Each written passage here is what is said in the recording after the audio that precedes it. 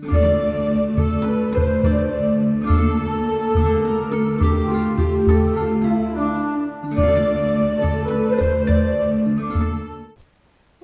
to the Pagan Playground Random Book Review, and today I will be reviewing Living Wicca, a further guide to the solitary practitioner. And again, thank you, Sierra, this is awesome. Now, this book I almost like better than the original one. This is kind of geared more toward my brain, because the first book kind of dealt with like the practices and what the faith and the craft means, kind of more of, I don't want to call it vagaries, but kind of an overview of the entire kind of world of Wicca. This is like a workbook. This is awesome. It gives you the tools of learning magical names. Should I do it while I'm sick? Which is always something like, that's something I'm actually aware of. It's like if my brain is going for whatever reason, it's like, I probably shouldn't do something, you know? And you don't want to kind of put that into your practice, you know what I mean? Though, in some ways, if you just like want to meditate within circle or something like that, probably a good idea. So, it gives you points on that. Different ways to look at prayer, which I thought was very interesting. It goes into different things of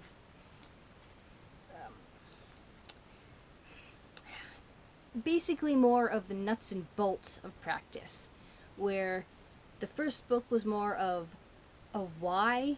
This book deals with a how. So I live this, and I'm kind of going through sort of the workbook part of it, where it's talking about deities and the concepts, and he asks you different questions and how to like view Lord and Lady. At least that's how I interact with them. They're the Lord and Lady too, who are the one. So it's a very interesting, very useful book. Tools, altars, dress, and ritual jewelry. So this I would consider the workbook part of the first book. And referring again to my notes, one of the reasons I like Scott Cunningham, and the more I interact with his books or watch on YouTube, he stands up for the lone wolf. You know, not everybody is cut out for coven work. I am not a group person. If I'm in a group, I'm the wallflower. I'm the one that's on like arm's length. I want to do things on my own time, in my own way, because I'm not like everybody else. I am the weird one. I'm okay with that. So, and he, you know, writes in such a way where you feel that you can be just as respected and just as effective as anybody in a group, and just as powerful in some ways. You know, I would have loved to have seen him in this day and age, though I don't know, giving his thoughts on technology, if he would have like a YouTube channel, because that would have been so awesome. I would have loved to take like a class by this guy. And this was like made, no, was this made? See, he passed away in the 90s, I think, 93. So this was first written, was it done the year of his death? I don't know. It goes copyright 1993. So I'm not quite sure.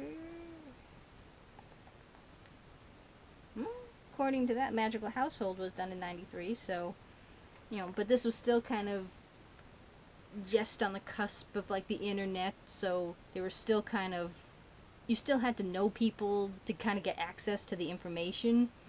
I mean, trying to read my own writing. So this was done before like you could get a lot of the information on the web, but I would still kind of refer to Cunningham and sort of the first comers, as it were, before you like deal with anyone on the web. So this is kind of what I base that off of. Thought process. YouTube and the internet were like the last places I went to retrieve information, and it was books that I went to, and he was one of the first through like the library and stuff.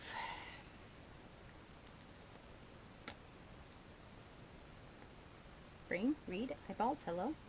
And he does make it clear that, you know, he doesn't sugarcoat anything. Like, you can be a solitary witch today. All it takes is, I mean, he does acknowledge the fact that there are challenges to being a lone wolf.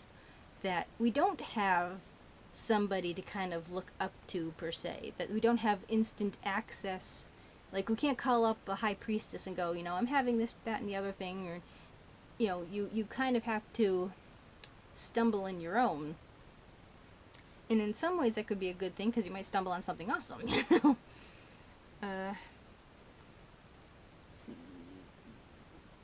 And it is, like, for me, because my teachers are in books, and that's why I kind of am very selective of who I trust. Like, I will trust Cunningham, and, you know, the people I might not hear so much about, I'd be like, no, that's kind of weird. If you're doing, like, love spells, you know, weekly love spells, I'd be like, something not right here, you know? Or hexing, you know?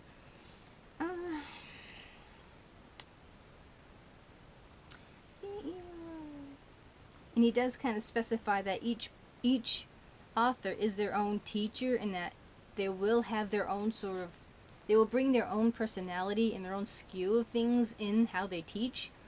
So you kind of have to find the teacher that fits you the best, and maybe not necessarily adapt your practice to them, but you kind of have to find that balance. And again, that's why I kind of really relate to Cunningham, because he's someone I feel I can trust. I understand him. He doesn't make things stupid, but he's simplistic isn't quite the right word, but he makes it in enough way that it's approachable, and it's not like out of this world, for lack of a better word. And he does come off as a very gentle guy. Like, he's the type of teacher that you want to learn from. Not that, like, you must do this, you know, you are holding your theme the wrong way, you know. It's like, you feel like, okay, if this isn't working, we'll try it this way. You know, why is this not working? You know, try a different way. So you feel like, not necessarily that he's holding your hand, but he's a very supportive teacher. And you get that through his books. That's why I'd love to know what he was like face to face, you know? And this covers a lot of, like, many mundane issues, like living in the modern world as a pagan. At least the modern world is in his era, so it'd be very interesting how we'd feel in today's day and age.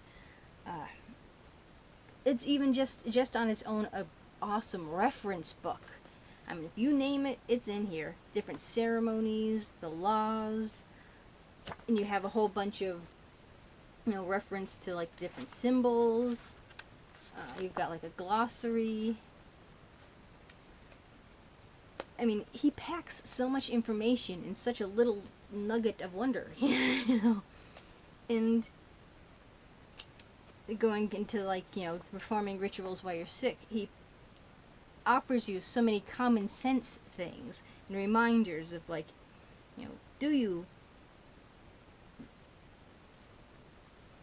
do ritual while you're sick? And a lot of the points you don't even see in, like, other books. And he doesn't go, okay, this is a ritual. You must stick by it every single note. You know, you have to every single beat. He's like, no, this is a framework. You need to build on, like, the foundation. You know, I can only offer you the cellar. You have to build the house and decide whether you want to live in it or not. You know, it's like,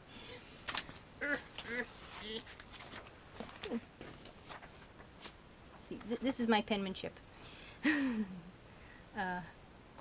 I mean, and there's simple ritual suggestions too. In situations I can't. Oh, all right. Now that I've translated my English, he does offer suggestions on what to do when you can't be at your altar for, like, Sabbats and Esbats. And I've been in situations where, like, you know, I want to be celebrating a Sabbat here in my, like, comfort zone, basically, but you're out doing something else. And I kind of, was it a Sabbath? Was it? It might have been like Lunasa. It was a relatively recent Sabbath where I kind of like snuck in celebrations where I made a special. What did I make? I think some sort of muffins or something. It was something for that theme, and I shared it with everybody. So I kind of like shared the meal, even though they had no idea what the meaning behind the food. So you kind of have to like figure things out that way. And he kind of goes into like, how do you cast circle without kind of like la la la la, and people are like, why are you doing this? Even if you just sit there and just like create, like I have like a bubble of forest around me, ways where you can do it internally without telegraphing it, if that makes sense. So there's really helpful information for like every concept you can come across. I know this helps me a ton, so this by far has been one of my most favorite books by him. Let's see. High praise for Wicca and Living Wicca, Scott Cunningham's classic introductory books to the craft. It doesn't necessarily give you any particular thing. This is one of the most recommended books to anyone who walks the paths. The Celtic Connection. This book has become a classic introduction to the Wiccan religion, the cauldron of pagan forum. In his little introductory nugget in the front, once we've learned the basics of Wiccan beliefs and practices, living our religion is, logically, the next step. How we allow it to affect our lives is completely up to us. I've written this book as a guide not only to Wiccan practice, but Wiccan life as well. Still, its contents are merely ideas and suggestions. Each one of us has to find the perfect path.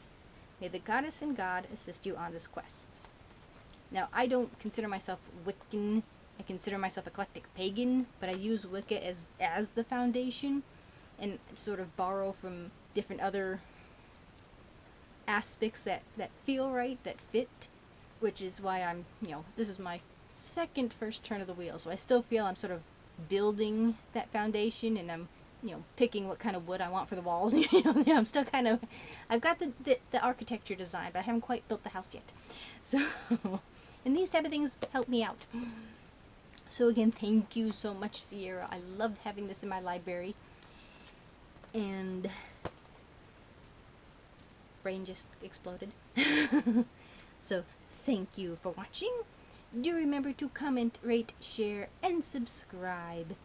And if you want to share your opinions on Scott Cunningham, and if you've ever met him or anything like that, I would love to know something like that. What was he like? Blessed be.